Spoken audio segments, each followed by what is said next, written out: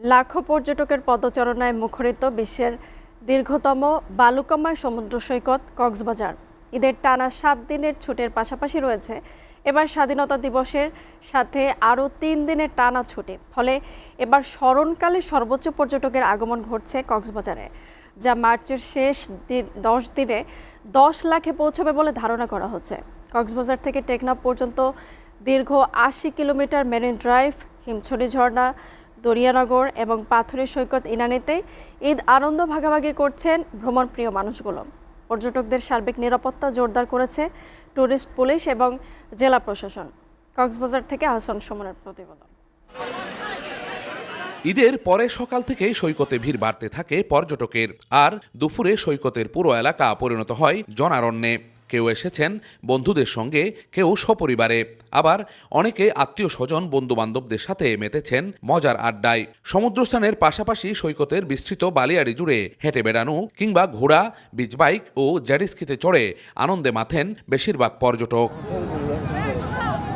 অন্যদিকে কিটকট চেয়ারে বসে কেউ কেউ শান্তির পরশ অনুভব করছেন সাগরের হিমেল হাওয়ায়। তবে অধিকাংশ পর্যটকের পছন্দ লোনা জলে গা ভাসিয়ে অবসাদ অবগাহনে।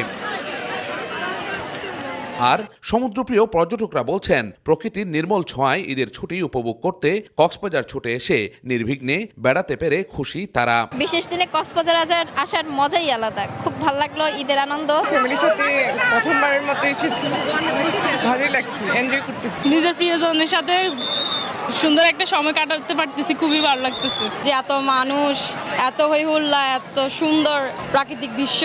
এদিকে কাঙ্ক্ষিত পর্যটক সমাগমে খুশি পর্যটন ব্যবসায়ীরা। তারা বলছেন মার্চে টানা ছুটির সামনের দিনগুলোতে পর্যটকের ভিড় আরও বাড়বে। আশা করতেছি আগামী কয়েকদিন আমাদের খুব ভালো ব্যবসা হবে, এবং আমরা পর্যটন ব্যবসায়ীদের পক্ষ থেকে পর্যটকদের প্রতি অনুরোধ থাকবে যে আপনারা যারা কক্সবাজার আসবেন সবাই এখন অনলাইনের যুগ, হোটেল বুকিং দিয়ে আসবে। আর পর্যটকদের নিরাপত্তা ও হয়রানি রোধে সার্বিক ব্যবস্থা নেওয়ার কথা বললেন লাইফগার্ড ও ট্যুরিস্ট পুলিশের কর্মকর্তারা। দুর্ভাগ্যবশত আমাদের শুধু 27 জন কর্মী দিয়েই 3টি বিচে আমরা লাইফগার্ড সেবাটি দিয়ে যাচ্ছি। আমাদের অনেকটাই হিমশিম খেতে হচ্ছে এই সেবা দেওয়ার জন্য। কলাতলী বিচ, সুগন্ধা বিচ এবং লাগবনি বিচে 3টা টিম রয়েছে। ওই 3টা টিম 24 ঘন্টার 2 শিফটে কাজ করে যাচ্ছে। দীর্ঘ সৈকতের যেদিকে চোখ যায় শুধু মানুষ আর মানুষ।